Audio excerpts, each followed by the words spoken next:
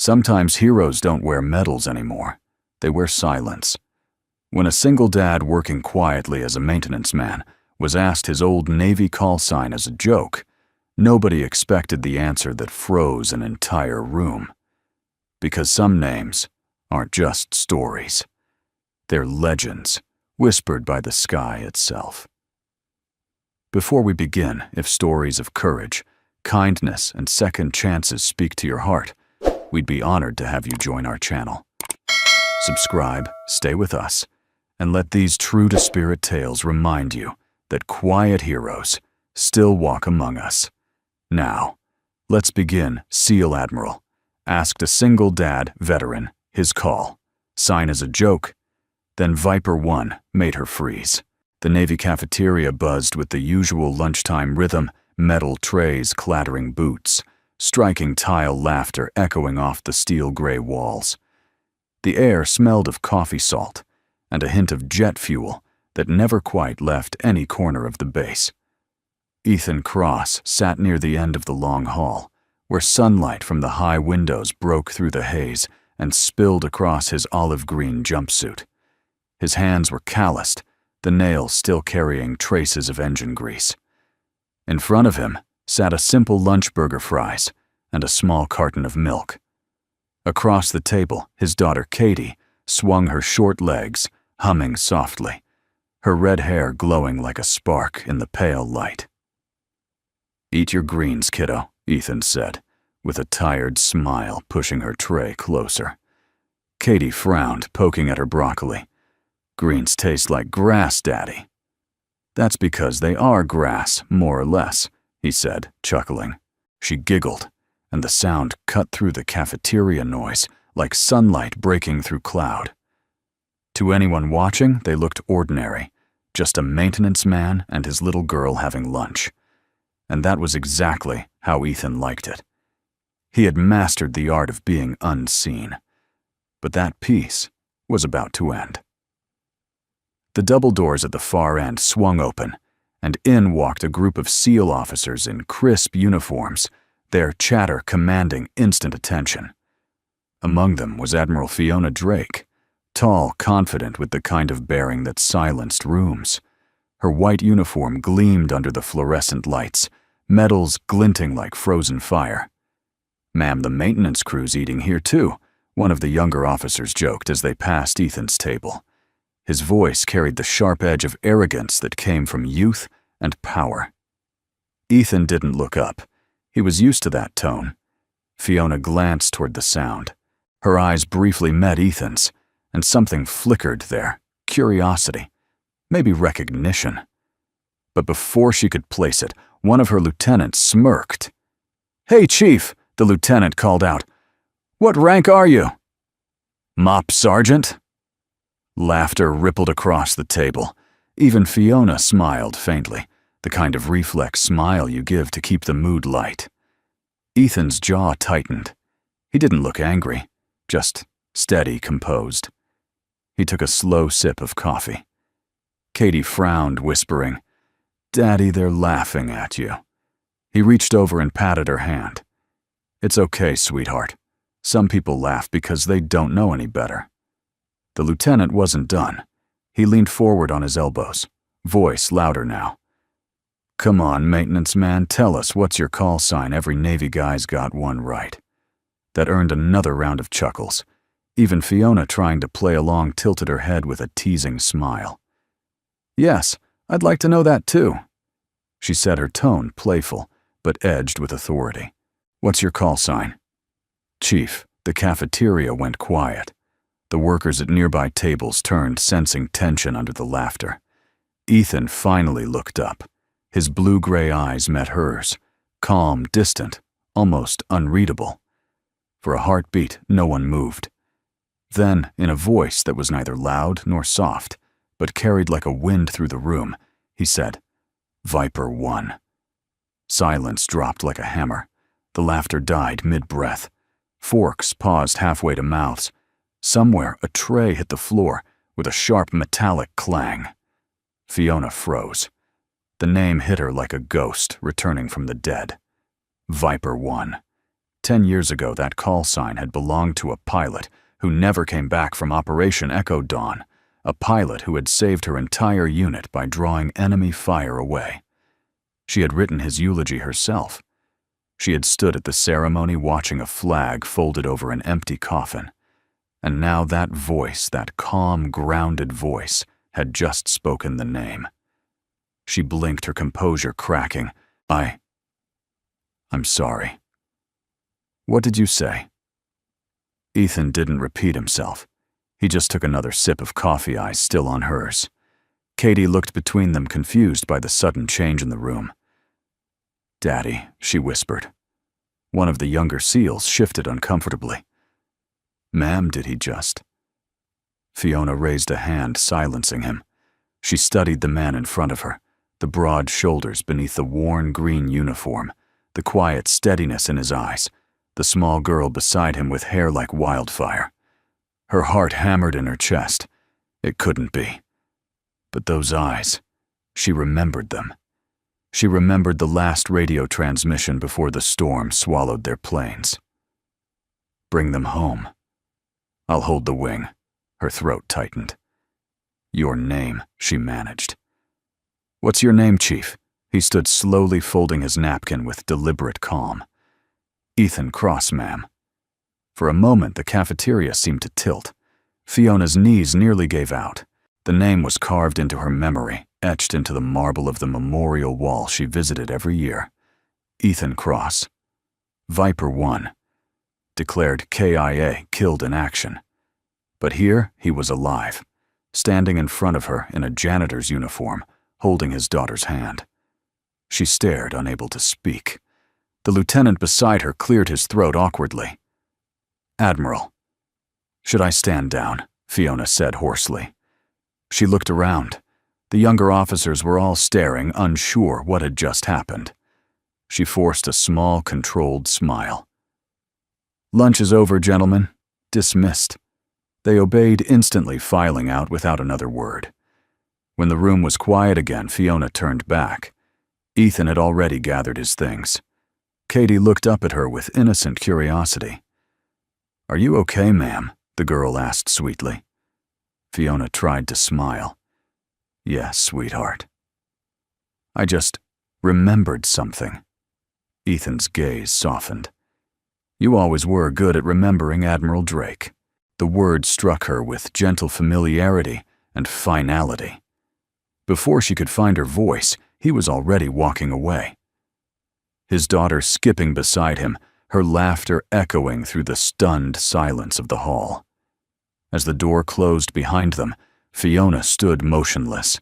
Her hands trembled as memories came rushing back, the fire in the sky, the last signal, the impossible choice.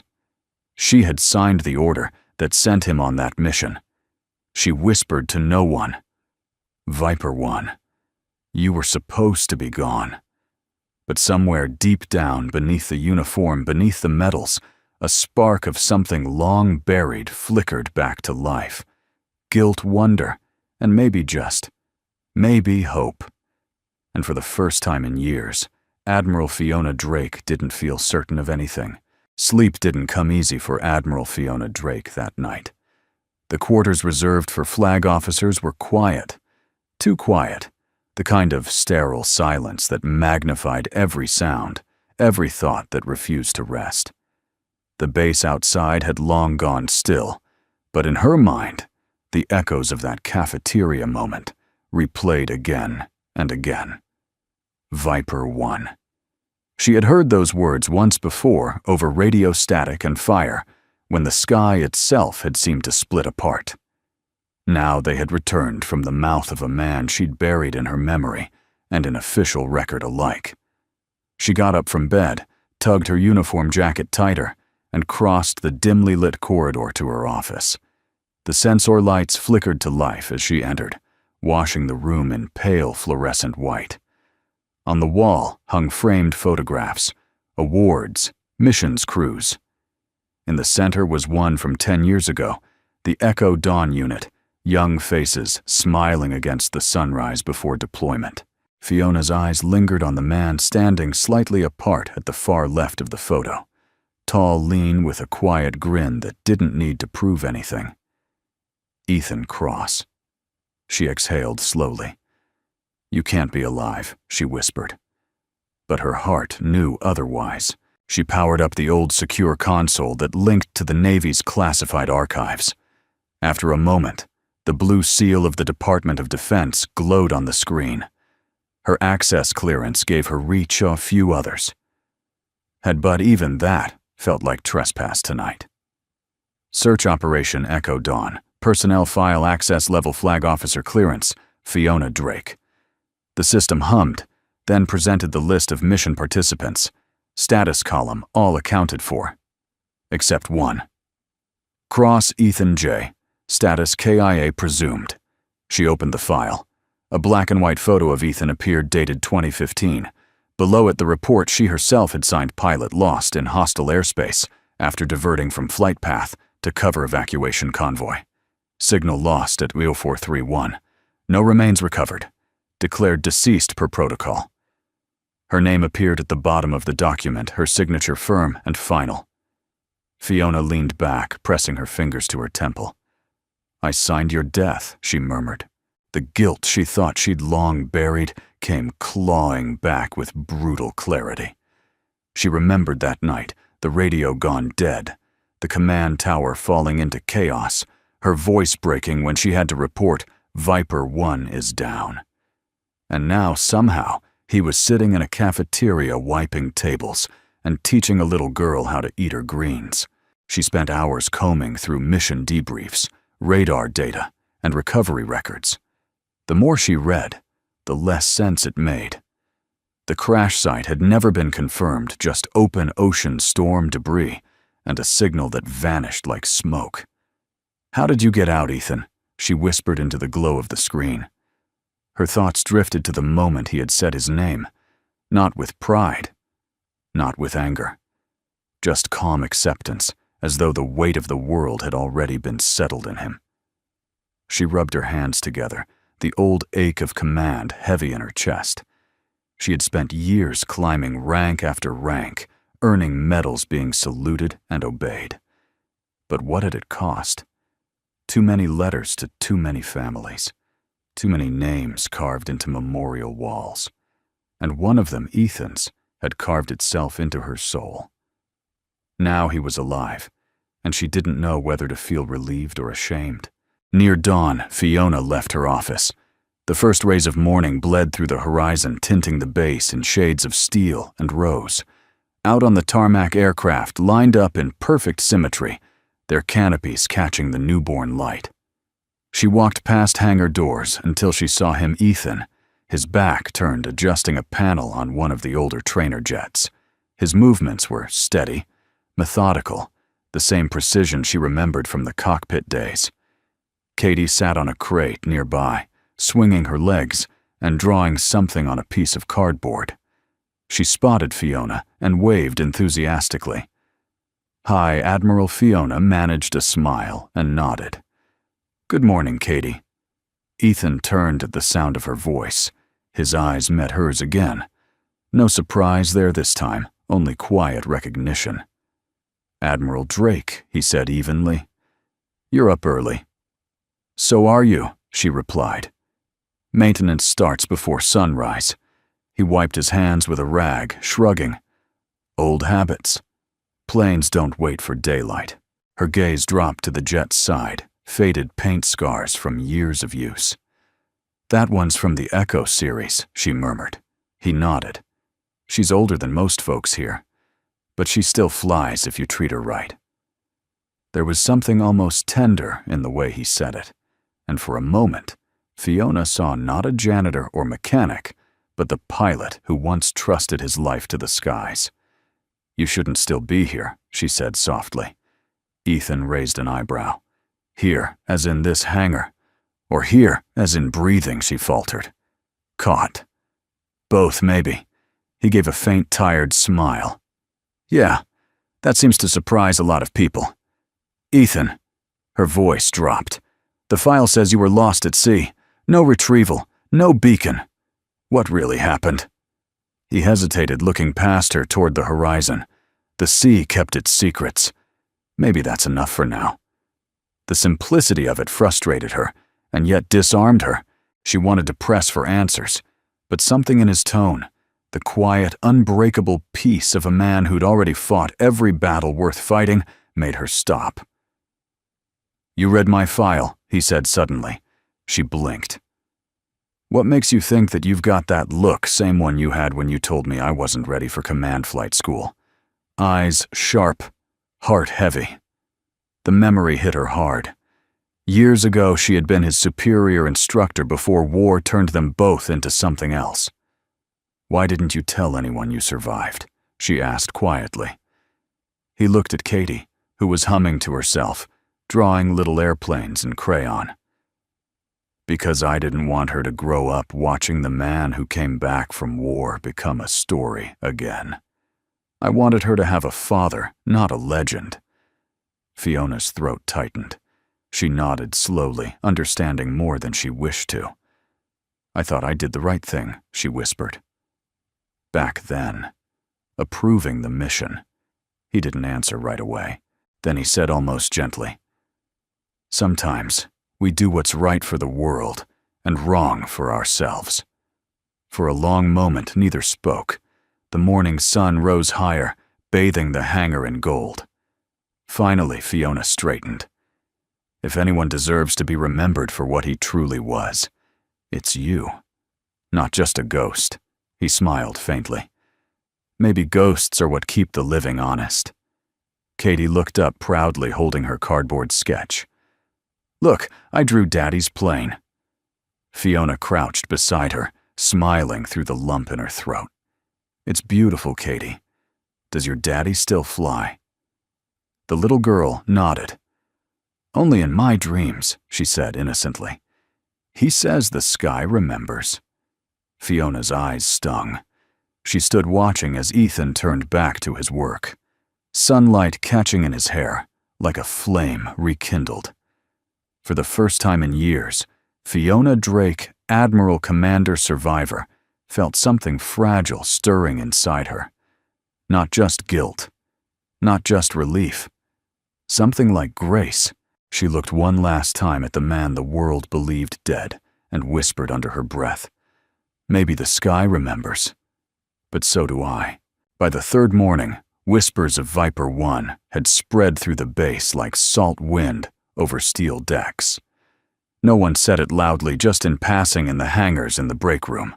A mechanic might murmur, "Did you hear?" And another would reply, "Can't be true. He's just maintenance." But rumors have a way of outpacing truth, and the name carried an energy that neither rank nor rumor could suppress. Fiona Drake tried to ignore it. Admirals didn't chase gossip. They commanded fleets, wrote policy, signed orders. And yet, as she sat in her office overlooking the flight line, she found her mind drifting again and again to that quiet man and his little girl, the way he had said, "Viper 1, without a flicker of pride or anger, as if the name no longer belonged to him. She shut her tablet and stood. "Enough," she muttered to herself. "If I'm going to understand this, I'll see it with my own eyes." Outside, the morning sun burned low over the horizon, turning the Pacific sky to molten gold. Fiona walked down the service corridor that led toward the maintenance hangars. She'd walked this path 1,000 times before, but never with her heart thudding quite like this.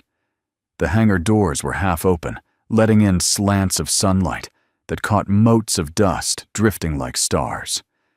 Inside, the place was alive with quiet industry, the rhythmic clank of tools, the smell of oil and metal, the soft hum of conversation between crewmen. And there he was, Ethan Cross. He wore the same olive jumpsuit sleeves, rolled up forearms streaked with grease. He was kneeling beside a disassembled turbine engine, explaining something to a young mechanic who looked barely out of flight school. "See that?" Ethan said, pointing with a wrench. "You're reading the manual backward. This line isn't a fault, it's the design offset for cooling. If you fix what isn't broken, you'll break what keeps you safe." The young man frowned, then laughed in realization. "You're right. I've been chasing the wrong error all morning. Ethan smiled faintly. We all do that sometimes. Fiona stayed just outside the doorway watching. There was something hypnotic about the scene, the patience in his tone, the easy authority in his gestures. He didn't carry himself like a man trying to prove anything. He simply was. Katie sat nearby on a folded parachute, reading from a picture book about airplanes. Every now and then she'd look up and call Daddy story break, and Ethan would answer, "Give me 2 minutes, Ace." It was ordinary. And yet to Fiona, it was extraordinary. When the young mechanic left, Fiona finally stepped inside. "You make a habit of teaching my crew better than their own chiefs." Ethan didn't turn. "Only when they're about to melt a turbine worth $500,000. His tone wasn't disrespectful, just matter of fact. She found herself almost smiling. "You're not easy to ignore, Mr. Cross." He stood wiping his hands on a rag, and met her gaze. "Wasn't trying to be noticed, Admiral." "That's the problem," she said softly. "People like you never are." A silence hung between them, filled only by the distant drone of jets taking off. Fiona crossed her arms.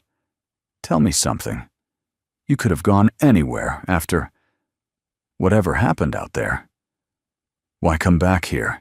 He glanced toward Katie, who was now drawing on the hangar floor with a piece of chalk. "Because this is where I learned what it means to protect something bigger than yourself.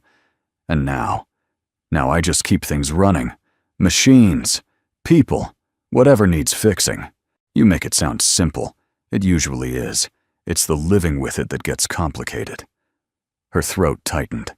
He spoke like a man who'd already buried every version of himself that once dreamed. As the day wore on, Fiona stayed longer than she intended. She watched Ethan help an older engineer troubleshoot an auxiliary pump, then later volunteer to move crates the younger sailors avoided. He was tireless, uncomplaining, deliberate. When one of the base mechanics sliced his palm on a jagged panel, Ethan was there before the medic, grabbing a clean rag, applying pressure, steady calm. The others moved around him like gravity pulled them to his stillness.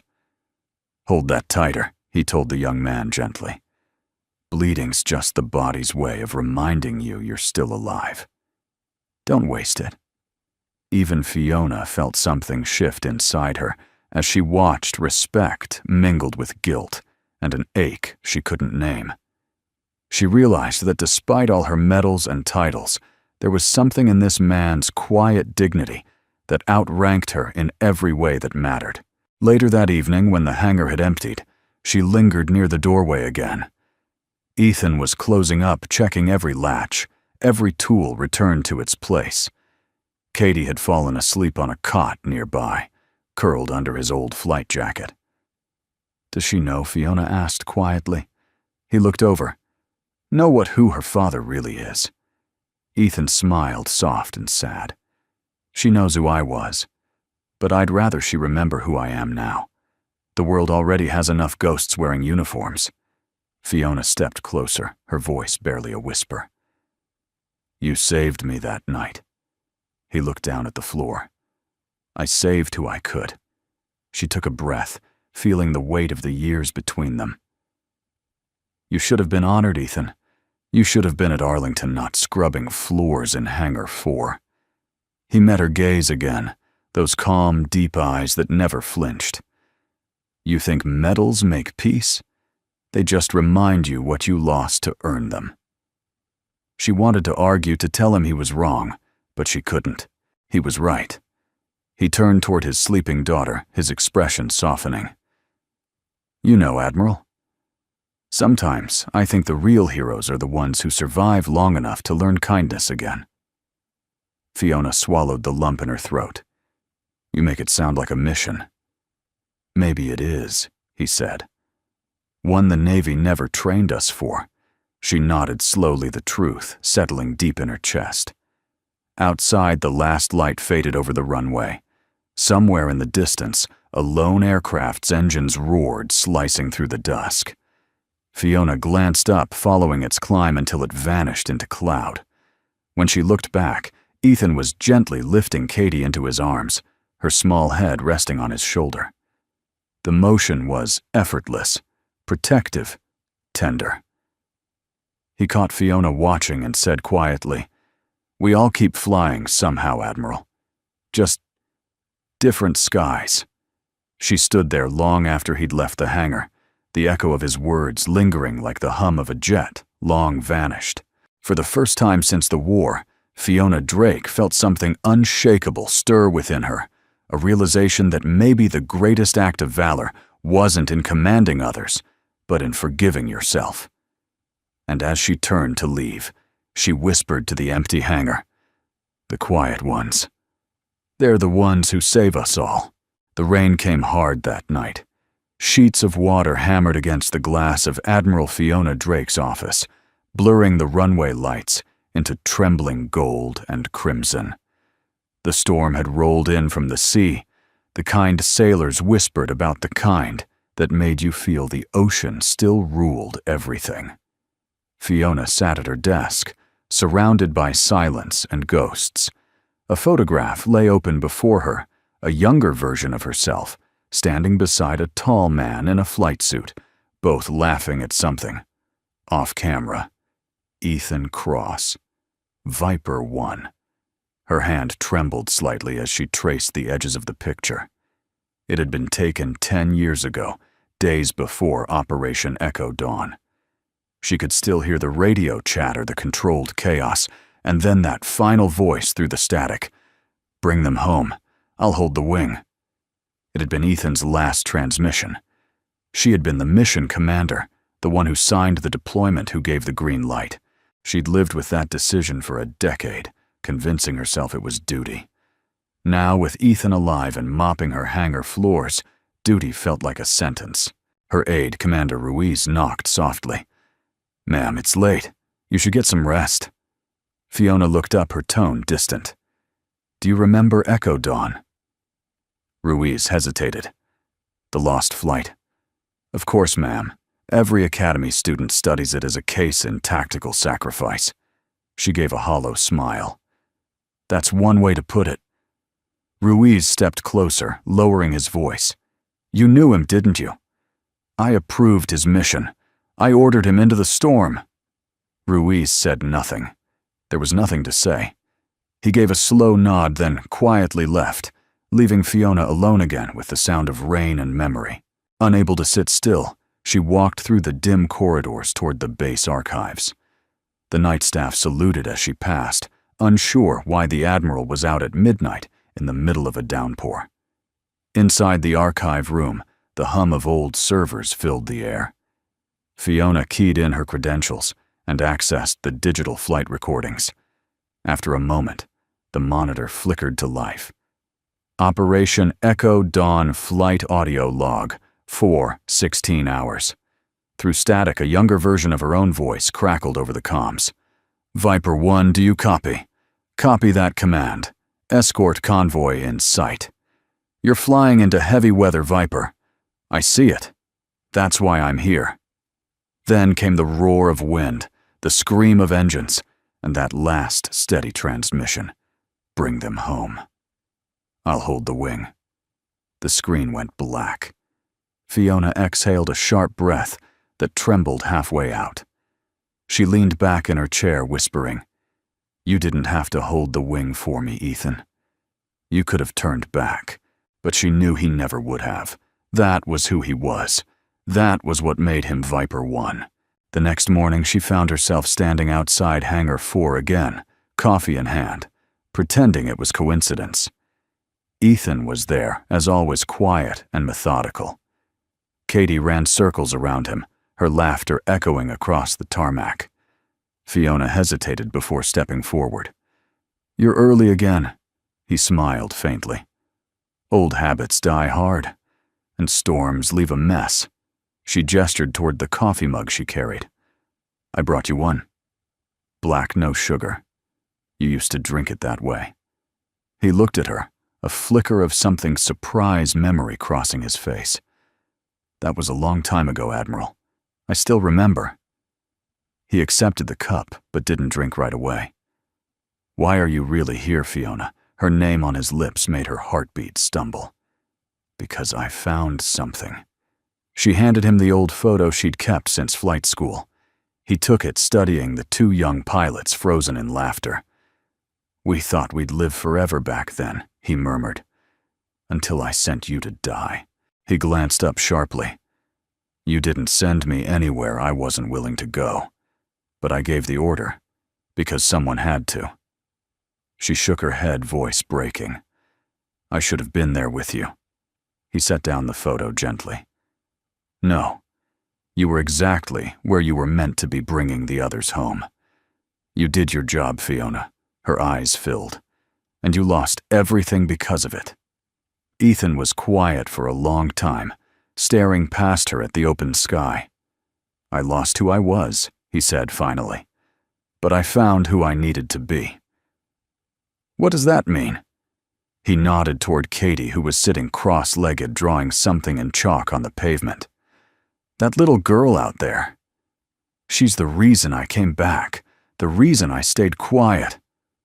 Fiona followed his gaze. Katie was sketching two airplanes side by side, one smaller, one larger, both surrounded by clouds shaped like wings. "She thinks you're a mechanic," Fiona said softly. "She thinks I fix things. Maybe she's not wrong."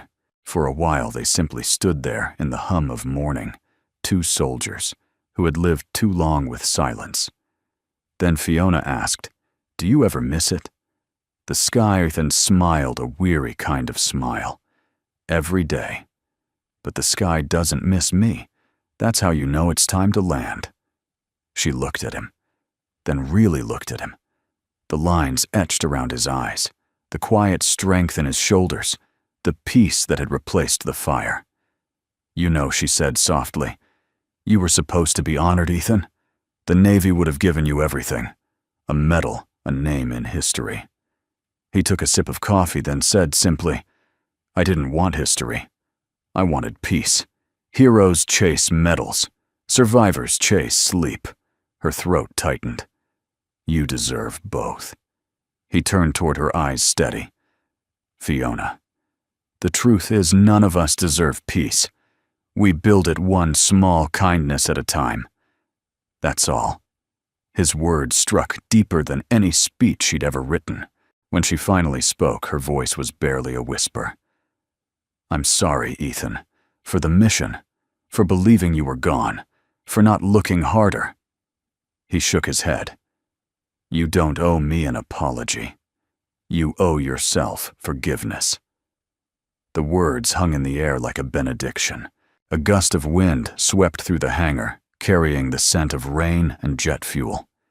Fiona looked out across the airfield, the storm clouds parting to reveal a thin streak of blue sky. She turned back to him.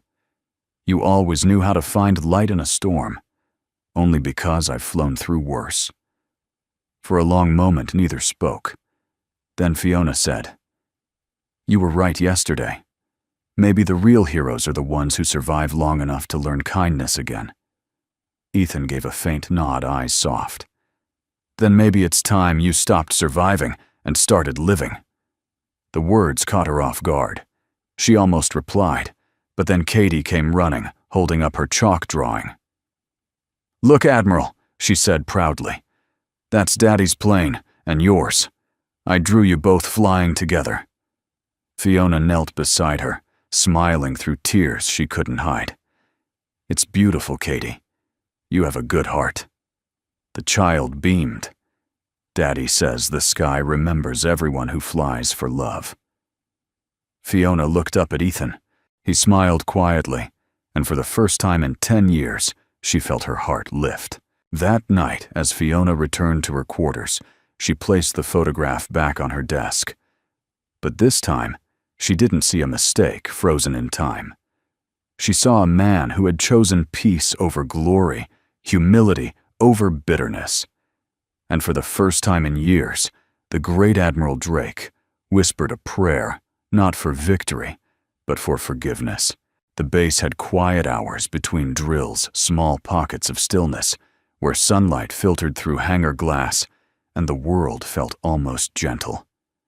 On one of those afternoons, Fiona Drake found herself sitting alone in the cafeteria, again, the same place where everything had begun. Only this time there was no laughter, no taunting, no crowd of uniforms pretending not to stare. Just the sound of distant aircraft engines, the hum of an old ceiling fan, and the rhythmic tapping of a pencil between her fingers. She was reviewing mission proposals on her tablet, but not really reading them. Every name, every flight path, every authorization brought her back to Echo Dawn. Back to the man who should have been a ghost, and the child who called that ghost Daddy. She sighed, set the tablet aside, and glanced up. Across the room, she saw a flash of red hair. Katie Cross was sitting at a corner table, her legs too short for the chair, humming as she colored a picture of a plane. A half-finished chocolate milk sat beside her. The sight made Fiona smile despite herself. The little girl radiated something she hadn't seen in a long time, peace without permission. Fiona rose and walked over. "Mind if I sit here?" Katie looked up, eyes bright. "You're the lady from Daddy's work." "That's right." Fiona smiled, sitting down across from her. "I'm Admiral Drake." Katie nodded solemnly, as if being introduced to royalty. "Daddy says admirals are like captains, but with more coffee and less sleep." Fiona laughed, a genuine laugh, the kind that startled even her. "He's not wrong." Katie grinned. "You laugh like my mom used to." The words slipped out so casually, but Fiona felt a lump rise in her throat. "Your mom?" "Uh-huh. Daddy says she's with the angels now, but she still checks on us when the sky's clear." Katie pointed out the window, where sunlight danced across the clouds. "He says that's her way of saying she's proud." Fiona swallowed hard. He sounds like a very wise man. "He is," Katie said, with the matter-of-fact confidence of a child who believes her father can fix anything. "He used to fly airplanes too, but he doesn't anymore. He says the sky remembers him even if he doesn't remember it." Fiona blinked. "He told you that?" Katie nodded, still coloring. "Yep. He said the Navy used to call him something funny. Viper 1, but he told me not to say it loud." The pencil froze in Fiona's hand. Katie looked up, oblivious to the weight of her words. "He said it's just a name. What matters is what you do when no one's watching." For a moment, Fiona couldn't speak. It felt as though the air had thinned around her. Here was this small, freckled girl repeating truths her father had earned with blood and silence. She finally found her voice. "Katie, your dad's a very special man. I know the girl said simply blowing on her drawing. But don't tell him I said that. He doesn't like being called special. He says he's just lucky." Fiona smiled sadly. "He's more than lucky." Katie leaned forward, whispering as if sharing a secret. "When Daddy fixes things, he talks to them. Not out loud, but like, in his heart. He says everything broken just needs someone patient enough to believe it can still work." Fiona felt something inside her unravel a knot she'd carried for years. This child, too young to know loss in full, was teaching her about grace. "Your father's right," Fiona said softly. "That's what leaders do you know believe in what others think is broken." Katie beamed. "Then you must be really good at that too." Fiona's smile faltered. "I try. Daddy says trying counts more than medals." Fiona closed her eyes for a moment. When she opened them, the cafeteria lights seemed warmer somehow.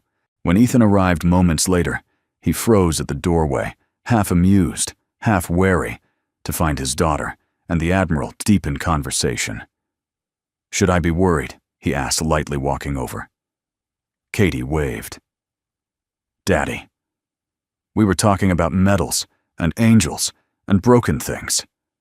Ethan shot Fiona a look, eyebrow raised. That sounds like trouble.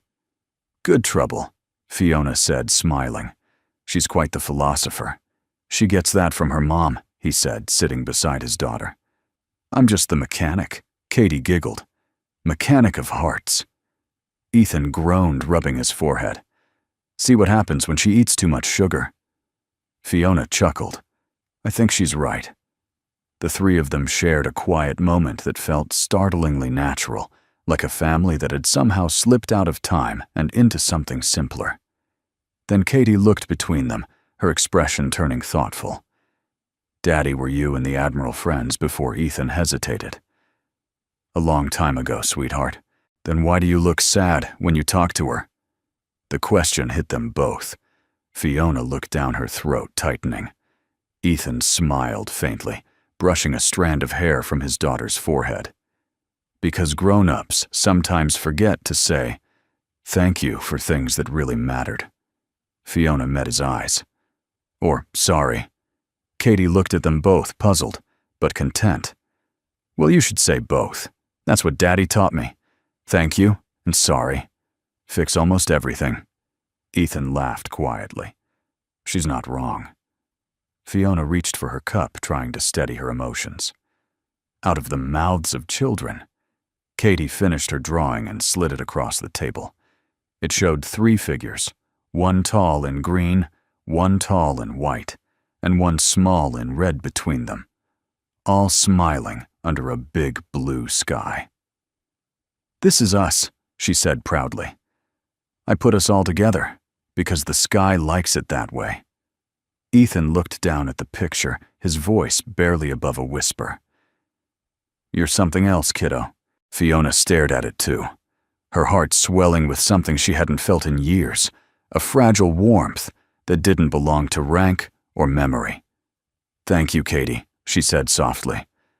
I'll keep this. You promise, I promise. Katie grinned, packing her crayons.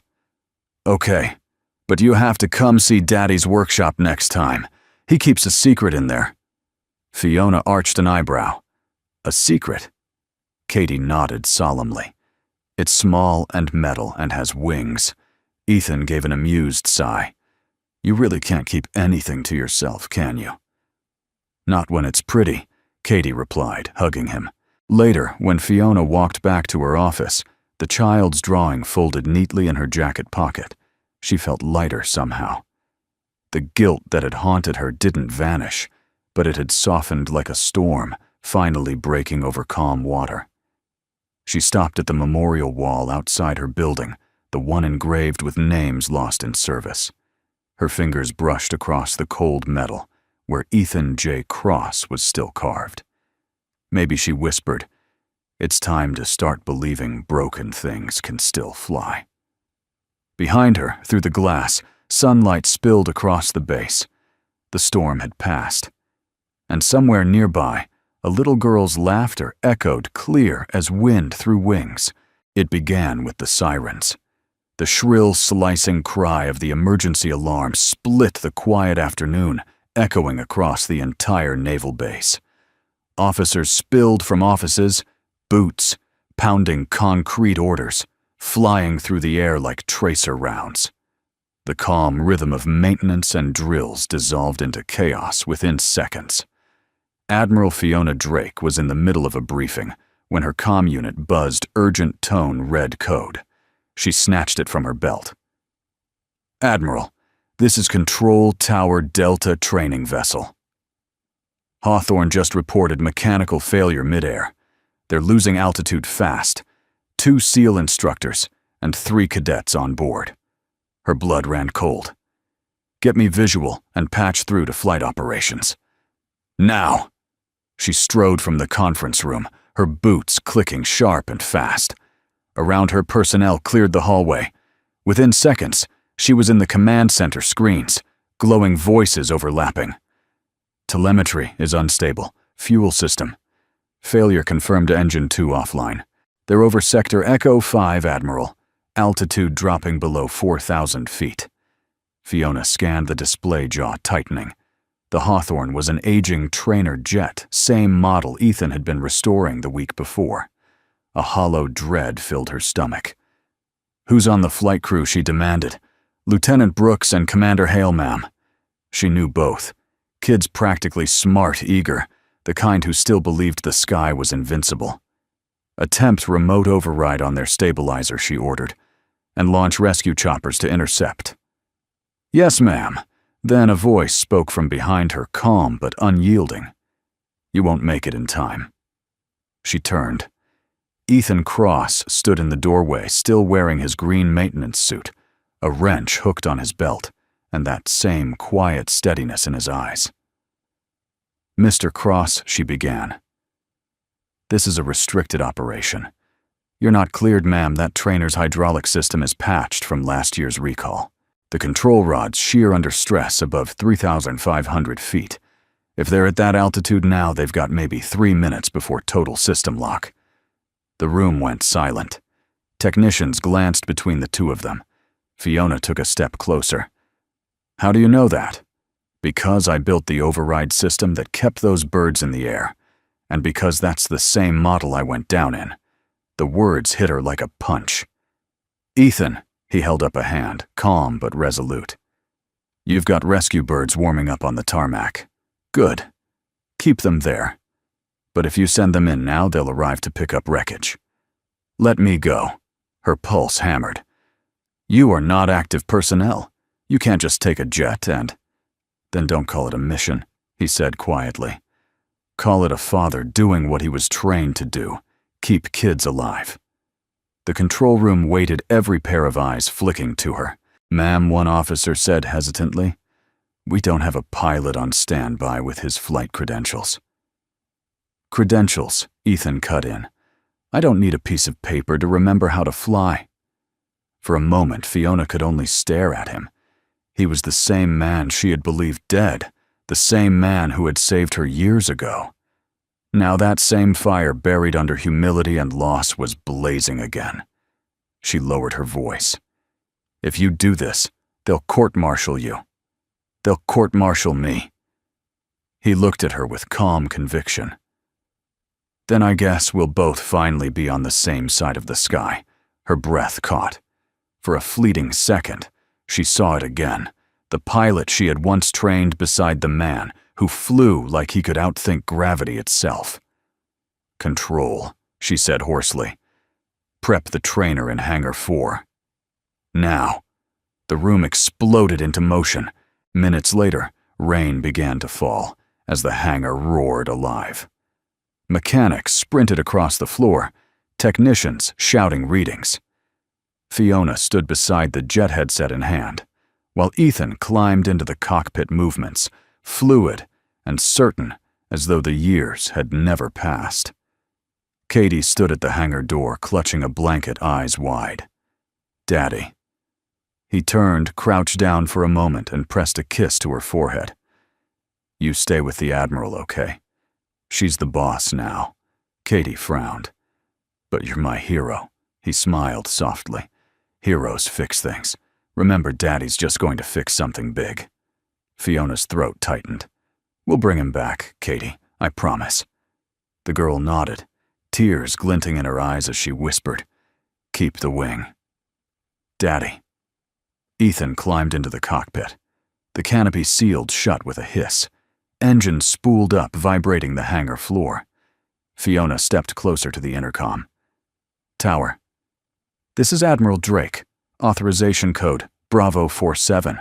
Release clearance for temporary flight recon manual override." There was a pause. "Confirmed, Admiral. You're assuming full accountability." She looked at Ethan through the glass. "I am. Roger that. Runway's yours." The hangar doors opened to reveal a sky streaked with stormlight. The jet's engines roared, and for one breathtaking moment, Fiona saw Viper 1 reborn, the ghost of the man who'd once vanished into fire, now tearing through the rain alive again. Inside the command center, officers tracked the signal. Fiona stood at the console headset pressed tight. "Control, this is Viper 1.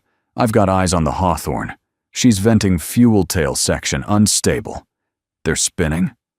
"Copy that, Viper 1. You're below safe altitude. Wouldn't be the first time. Static crackled, then his calm voice again. Tell those kids to cut auxiliary power and lock their flaps halfway. I'll line up under them. Ethan. You can't, Fiona started, but he interrupted. You said we build peace one kindness at a time. This is mine. On the radar, 2 dots moved closer, one climbing, one descending. Fiona gripped the edge of the table, knuckles white, seconds stretched into eternity. Then contact. The dots aligned. Viper 1 to Hawthorne, hold steady. You're not falling alone. The command center was silent except for the hum of machinery and the faint sound of breathing over the radio. And then through the static, we've got lift, leveling out. Cheers erupted across the room, but Fiona didn't move. She could only listen as Ethan's voice came again, soft and steady. Control confirm, all personnel safe. Confirmed, she whispered. Good. A pause, then Viper 1 returning to base. The sky still remembers us. Fiona closed her eyes as the radio filled with applause and tears. 20 minutes later, the jet's wheels touched down, skidding slightly before coming to rest.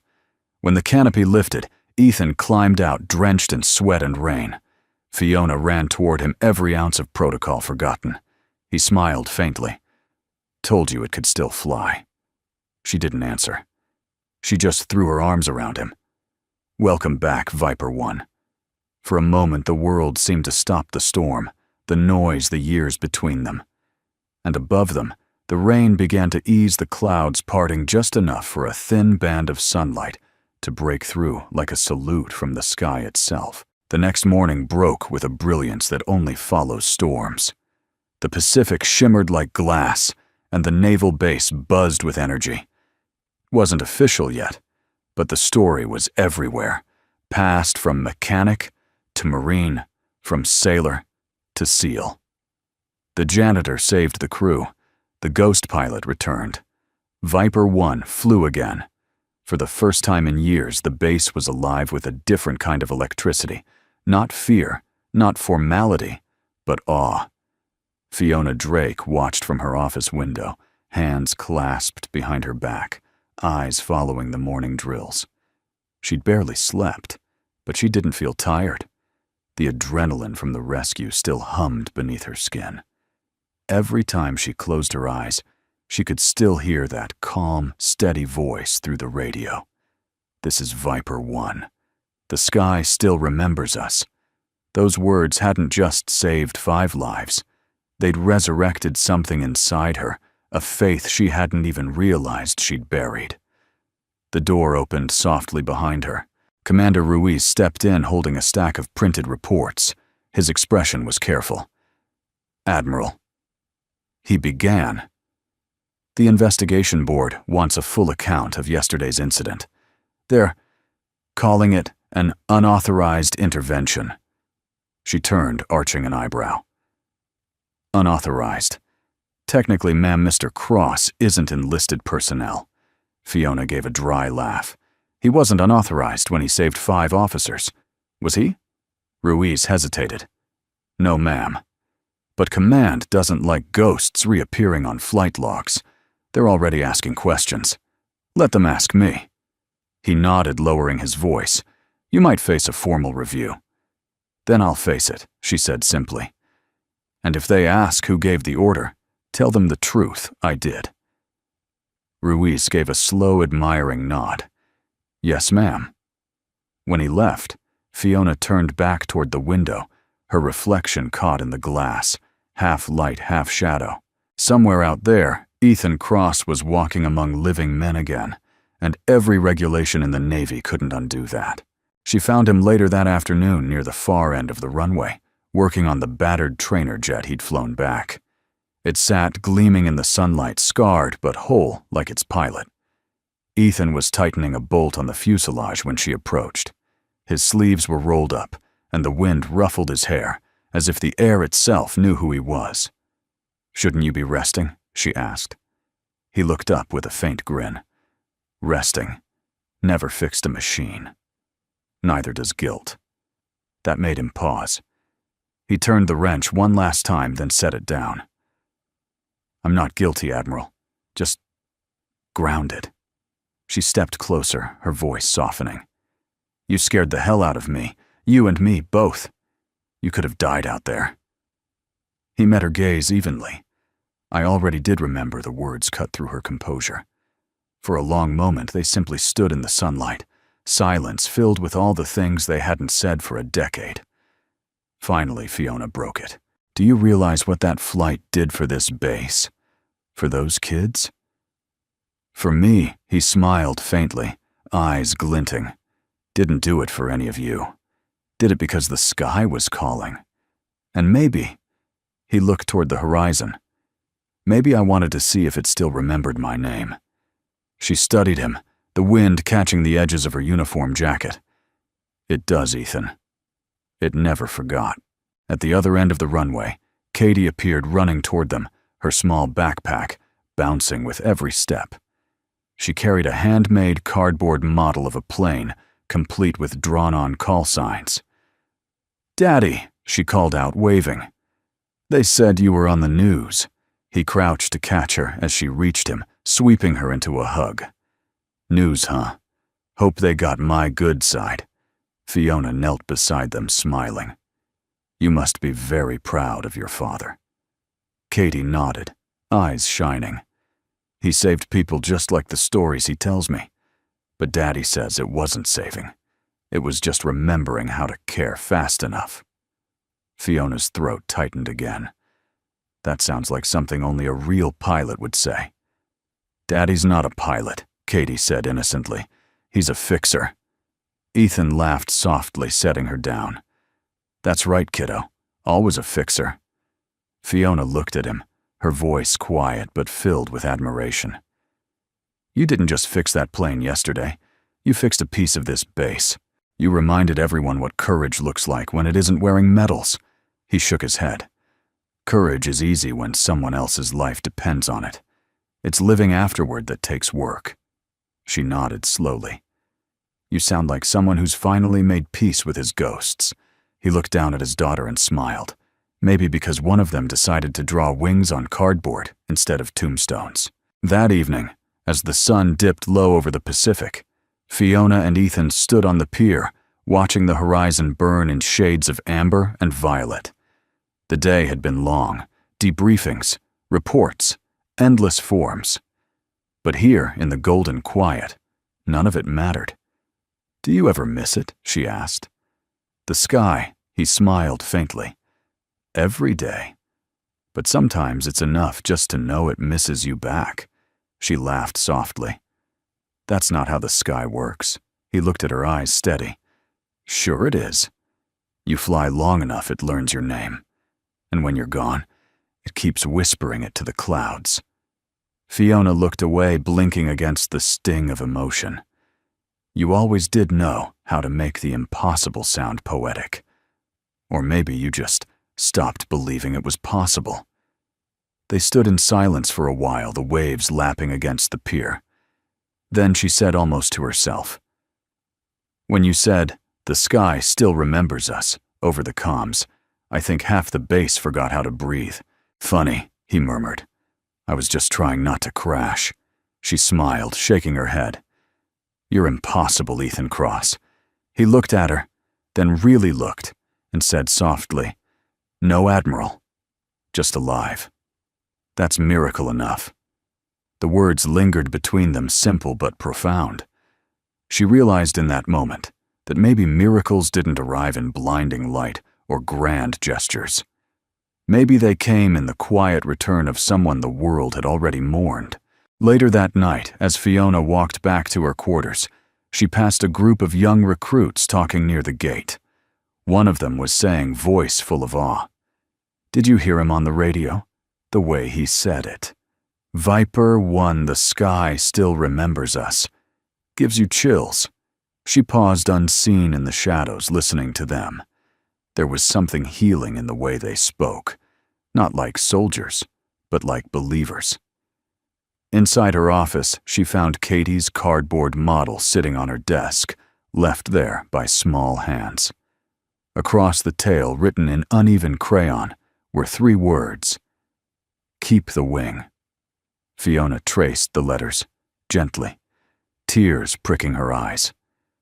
The base lights outside flickered against the glass, reflecting her face, and faintly the ghost of a man she'd once thought lost. Somewhere out on the runway, she knew Ethan Cross was looking at the same sky. No medals, no ranks, just a man who had come home to where he belonged. And as the stars began to emerge, faint but sure, she whispered into the quiet, "The sky remembers you, Viper One, and so will I." By dawn the next day, peace had already started to fracture. The morning brief at headquarters was no longer a routine exchange of weather updates and drill schedules. Now every corridor buzzed with a tension that hummed beneath polite salutes and clipped voices. Fiona Drake could feel it long before she stepped into the operations hall, the way officers avoided eye contact, the way whispers died the moment she entered. When she reached her desk, her aide, Commander Ruiz, was waiting file in hand. "Admiral," he said quietly. "The Defense Oversight Board called. They're requesting a full incident report from yesterday's flight. They've already sent investigators from the Pentagon."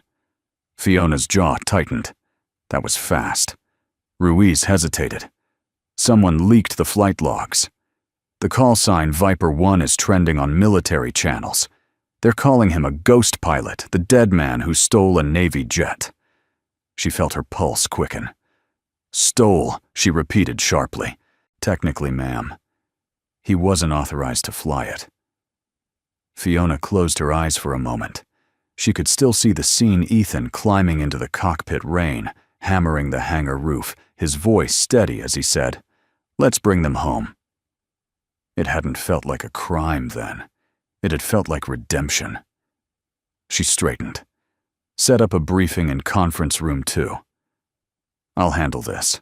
2 hours later, the glass-walled conference room filled with the low murmur of officers and visiting officials. Across the table sat 3 men in dark suits, from Washington faces, carved from the same stone of bureaucracy. The eldest, a gray-haired colonel named Winters, began without preamble. "Admiral Drake, we appreciate your cooperation. You're aware we're investigating an unauthorized flight that took place yesterday under your command, I am, and that this flight was executed by a civilian employee, formerly Lieutenant Ethan Cross, declared KIA in Operation Echo Dawn." "Yes," Winters leaned forward. "Then let's start with the obvious question. Why was a deceased pilot flying one of our jets?" Fiona met his gaze steadily. "Because no one else could have saved those cadets." A murmur rippled through the room. Winters frowned. "You're admitting you allowed this man to commandeer government property? I authorized it," she said firmly. "Under my command authority." Another official, a younger man with sharp glasses, interjected. "You understand that's a direct violation of protocol." "Yes," Fiona replied, "but I also understand that those 5 officers would be dead if I hadn't." For a moment, silence. Winters studied her carefully. "You were his commanding officer during Echo Dawn, correct?" "I was." "Then you also signed his death declaration." Her fingers tightened around the edge of the table. "Yes. And now you're telling us that man has been alive for a decade, working on your base, under an assumed role, without clearance, without identity, verification." Fiona's voice softened, but it didn't waver. He wasn't hiding. He was surviving. Winters' tone sharpened. "Admiral, this is not a story about survival. This is a breach of federal protocol. A dead man reappears and steals a fighter jet. You must understand how that looks on paper." Fiona leaned forward. "Then let me tell you how it looks off paper." Her voice carried through the room like a command bell. "It looks like a man who gave everything for his country. His name, his life, his peace coming back to save our own when no one else could. It looks like the kind of courage the Navy used to stand for." The younger official shifted uncomfortably. Winters stared at her for a long moment, then closed the file. "We'll be reviewing your statement. You'll receive formal notice of disciplinary proceedings within 72 hours. I understand. As they gathered their papers, one of them muttered almost under his breath, "We can't have ghosts flying our jets." Fiona's reply was quiet, but it stopped them in their tracks. Maybe that's exactly who should be flying them, people who've already learned what dying costs. That evening, the base felt heavier than usual. Fiona found Ethan in his workshop, the lights dim, the rhythmic click of tools echoing softly. Katie was asleep on a cot nearby, clutching her father's old flight patch. He looked up as Fiona entered. "Let me guess," he said. "The suits came calling." They did. "And I'm the villain of the week." She managed a weary smile. "Only because they don't know you." He set down his wrench. "Doesn't matter. They'll pull my clearance, maybe press charges. You know how this works. I told them it was my decision." He froze. "You and I took full responsibility," she said simply. "You didn't break protocol, I did." Ethan stood, disbelief flashing across his face. "Fiona, you just put your career on the line." "For me." She met his gaze, calm but unwavering. "For the truth." He shook his head, almost laughing. "You don't owe me that." "Yes, I do." Her voice softened. "For 10 years I've been living like I was still in that storm, trying to justify every order, every loss. You were the one name I couldn't forgive myself for. Yesterday, you gave me the chance." Ethan turned away, running a hand through his hair. "And you think they'll see it that way?" "They don't have to," she said. "But I do." The silence between them was thick with unspoken history. Finally, he exhaled, his voice low. "You shouldn't have to pay for my past, and you shouldn't have to hide from it." He looked at her, then the steel in her posture, the fire in her eyes. The Admiral he remembered had always commanded storms. Now she stood against one for him. "I used to think courage was just flying into danger," he said quietly. "Turns out it's standing still and telling the truth." She smiled faintly. "Then we'll stand together." Later that night, Fiona stood outside on the tarmac. The air was cool, stars faint above the glow of the base lights. Beside her, Ethan watched the runway, the same strip of asphalt where his legend had ended and his redemption begun. "What happens now?" he asked. "Maybe they take our uniforms. Maybe they don't. But they can't take what yesterday meant." He nodded slowly. "You ever wonder if the sky keeps score?" She looked up, following his gaze. "No, the sky doesn't judge. It remembers." Ethan smiled, his voice barely a whisper. "Then maybe that's enough." The wind picked up, carrying the faint scent of salt and jet fuel. Fiona closed her eyes for a moment, feeling the strange calm that comes after choosing truth, no matter the cost. When she opened them again, Ethan was looking at her, not as a subordinate or a ghost, but as a man finally seen. And for the first time in years, she didn't see loss when she looked at him. She saw a beginning. The ceremony was small, quiet, and hidden from headlines, just how Ethan preferred it. The hangar doors were rolled halfway open, letting in a wash of golden light from the late afternoon sun. The air smelled of oiled jet fuel and salt, the familiar perfume of the life he'd once lived and thought he'd left behind. A few dozen officers stood in dress uniforms, backs, straight faces solemn. On a small platform at the center, Admiral Fiona Drake stood behind a wooden podium, her uniform crisp, her expression calm but distant. In her hands was a single velvet case. Inside it gleamed a medal, a Navy cross reissued to replace the one that had been awarded posthumously a decade ago. The irony wasn't lost on anyone. When she looked up, her gaze met Ethan's across the hangar. He was out of uniform, dressed in simple civilian clothes, olive green shirt sleeves, rolled hands tucked in his pockets. He didn't belong among the ranks anymore, and he didn't try to pretend he did. Katie stood beside him, holding his hand, her hair catching the sunlight like copper fire. Fiona's voice carried steady and clear. 10 years ago, Lieutenant Ethan Cross was declared missing in action during Operation Echo Dawn. His final transmission, "Bring them home. I'll hold the wing," became a phrase etched in naval history, a symbol of sacrifice. Yesterday, that same voice returned, not from legend, but from life. She paused, eyes flickering toward him. Some would call what he did reckless. Others would call it impossible. I call it proof that courage doesn't expire with a uniform. A quiet murmur swept through the crowd. Fiona continued, her tone softening. Today, the Department of Defense restores his service record and his rank in recognition of valor beyond measure. But more than that, it restores the truth. Because heroes don't disappear when the paperwork says they do. They endure. She closed the case and stepped forward. For a moment, the room held its breath as she approached him. "Ethan Cross," she said quietly, handing him the medal for what you gave, for what you carried, and for what you taught us. Thank you. He looked down at it, the medal gleaming in his palm.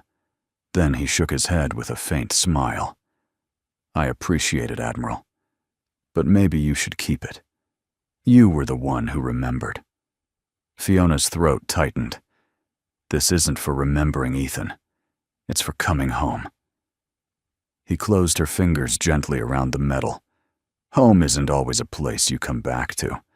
Sometimes it's a person you forgive.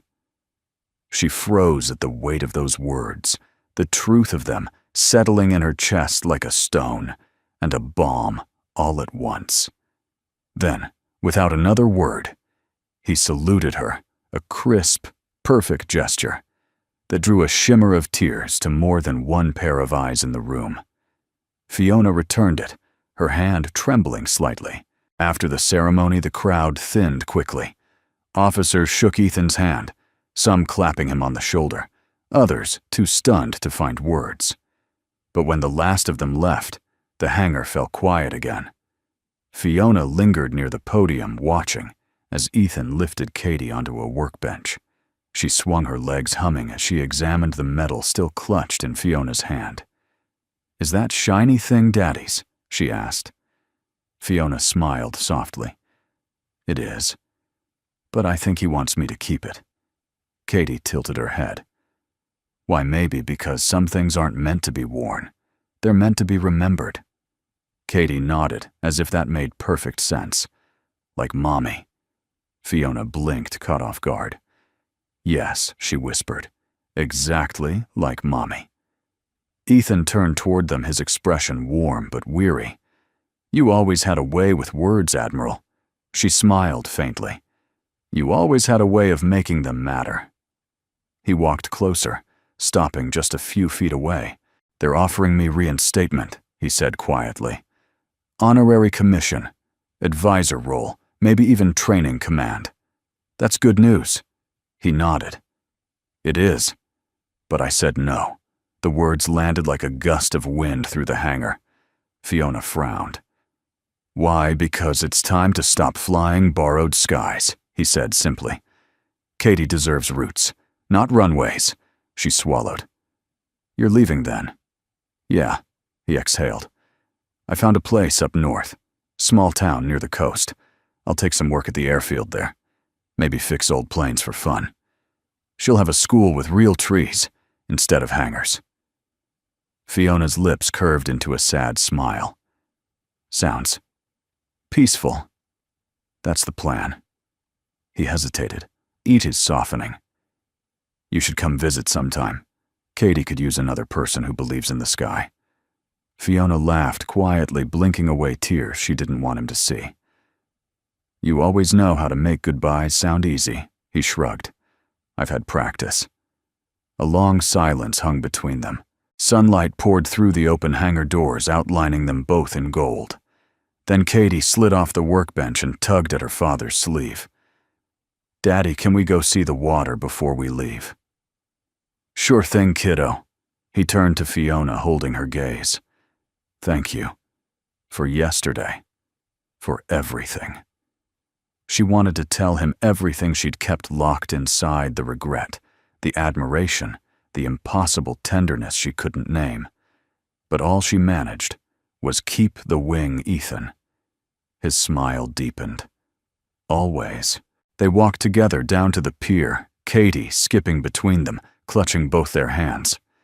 The ocean was calm, mirroring the burnished orange of the evening sky. Seagulls wheeled above, crying faintly against the wind. When they reached the end of the pier, Fiona stopped. "This is where we say goodbye." Ethan nodded. "For now."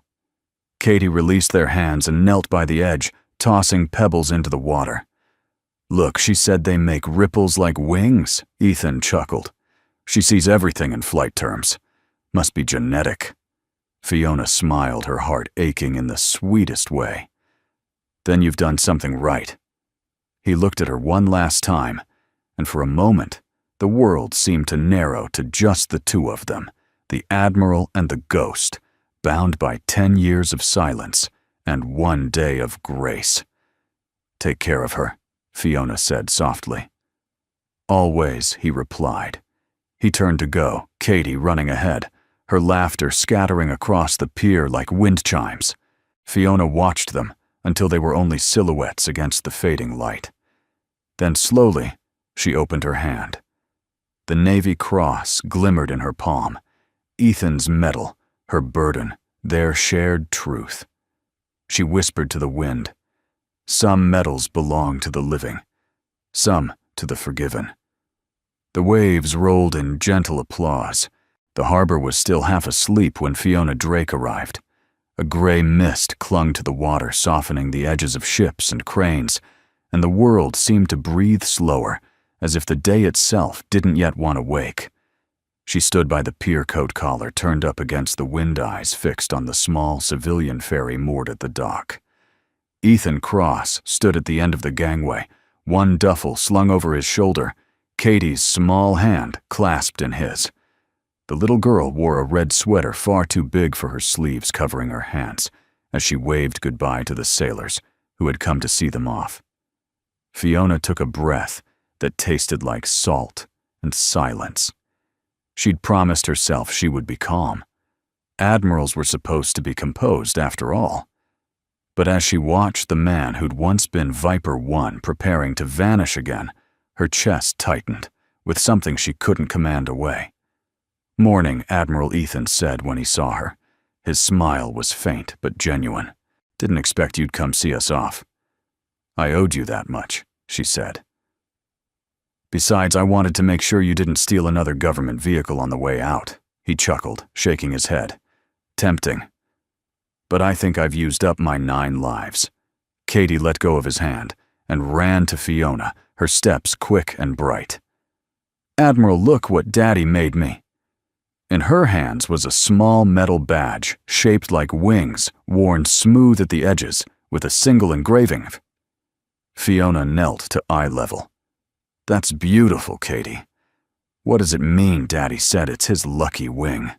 He told me whoever carries it will always find their way home." Fiona's throat caught. She turned to Ethan. "That's the one you kept from flight school, isn't it?" He nodded. "Only thing that survived the crash. And you're giving it to her." He looked down at his daughter, then back at Fiona. "She's the best pilot I've ever known. Already navigated me through more storms than any radar." Katie giggled and slipped the badge into Fiona's hand. "Daddy said you should hold it until we come back, so you don't forget us." Fiona blinked, her vision blurring for a moment. She closed her fingers around the small piece of metal, feeling the cool weight of memory. "I couldn't forget either of you if I tried." Ethan watched her eyes soft. She wanted to be the one to say goodbye. "I told her goodbyes are just different ways of saying thank you." "Then I guess—" "Thank you," Fiona said quietly. "For coming back, for proving some ghosts still choose light." He smiled, the kind of smile that said everything words couldn't. The ferry horn sounded low, mournful final. Crew members began to pull up the gangway. Katie hugged Fiona fiercely, her small arms trembling. "Will you visit?" she whispered. "I promise," Fiona said, her voice thick. "And when you look at the sky, remember someone up there is watching you with pride." Katie nodded solemnly, as if memorizing the words. Then she ran back to her father, who lifted her into his arms. For a moment, Fiona and Ethan simply looked at each other, across the distance, 1,000 unsaid things suspended in the salt air. "You could still stay," she said, suddenly, the words escaping before she could stop them. He shook his head gently. "I already have, Admiral. I stayed long enough to find peace. Now it's your turn." She wanted to protest, but he was right. They had both lived too long under the weight of what had been lost. The ferry engines rumbled to life. The deckhands called final orders. Ethan stepped aboard, Katie waving wildly as the vessel began to drift from the dock. Fiona followed along the pier until the gap between them widened, until her voice could no longer reach.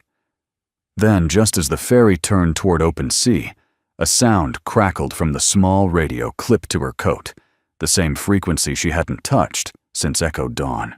"This is Viper 1, the voice said, steady, familiar, achingly alive.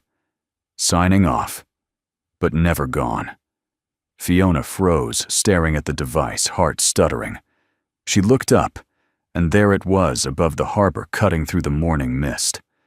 A single gull wheeled in the pale sky, its wings catching the first blush of sunrise.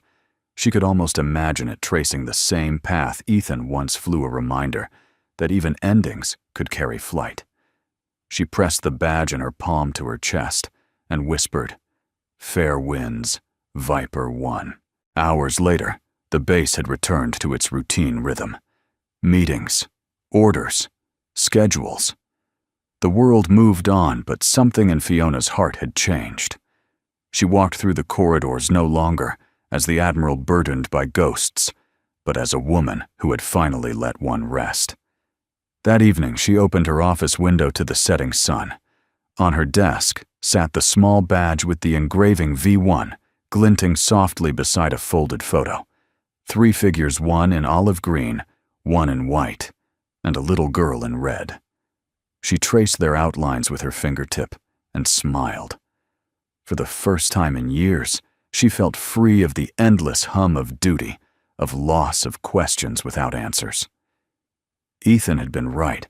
Some skies didn't need wings to remember you. She lifted her glass toward the horizon, where the faint contrail of a plane streaked across the dusk. To those who hold the wing, she murmured.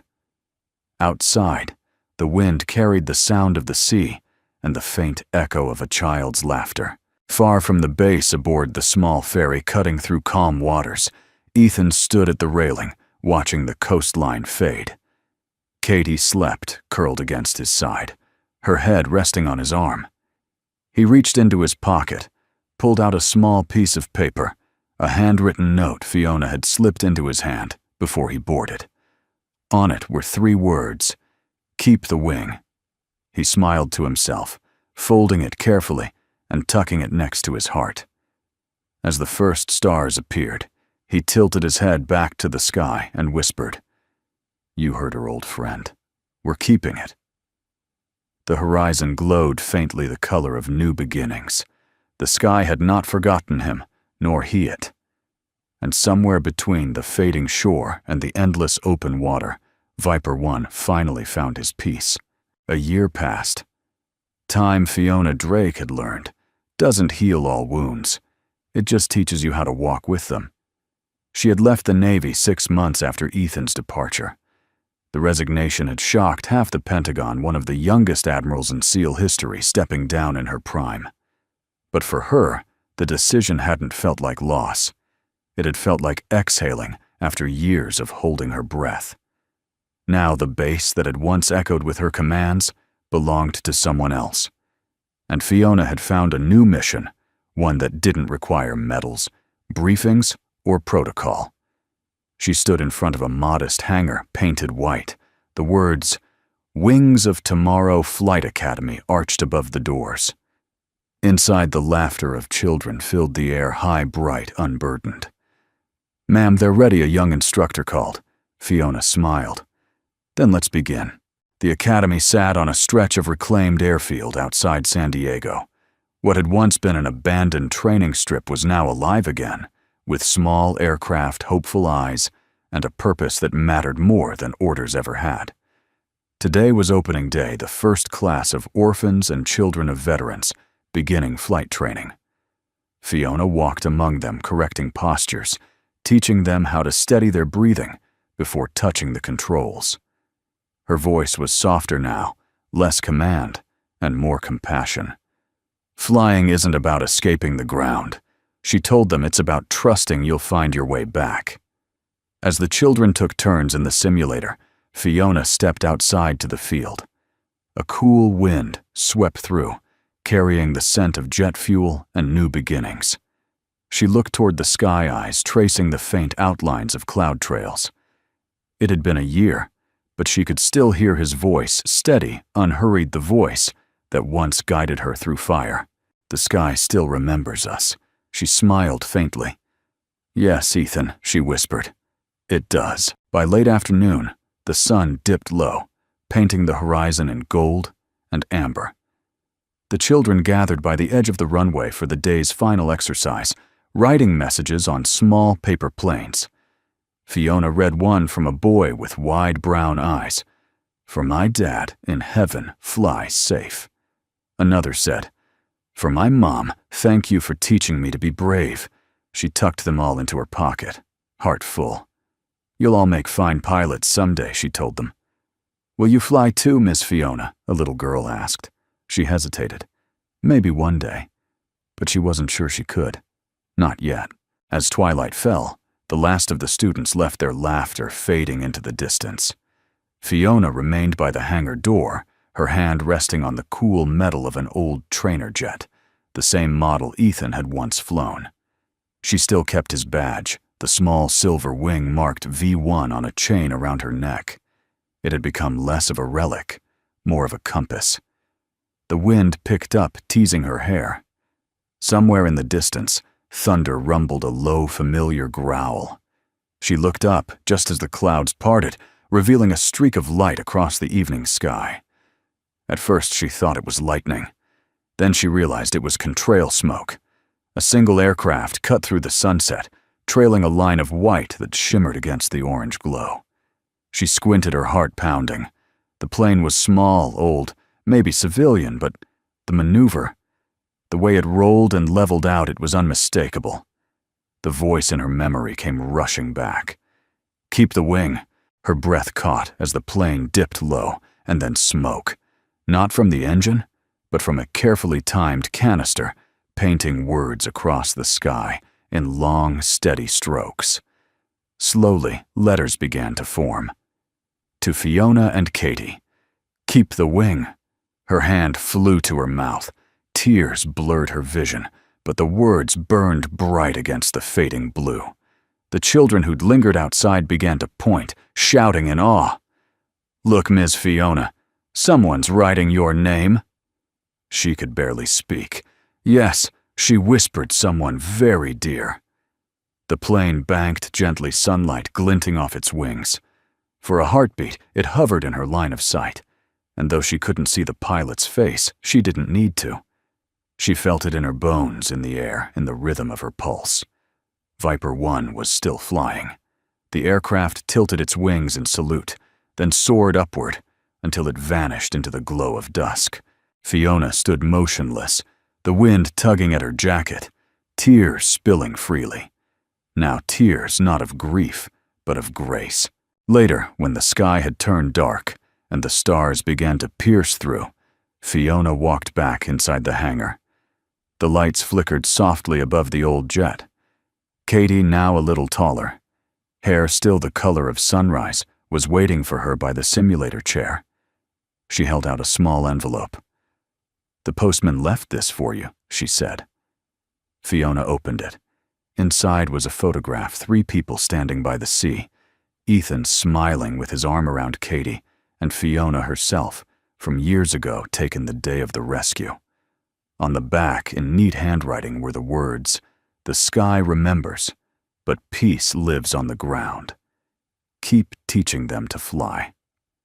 EC Fiona pressed the photo to her chest, eyes closing. When she looked up, Katie was watching her with a curious smile. "You miss him, don't you?" Fiona nodded. "Every day.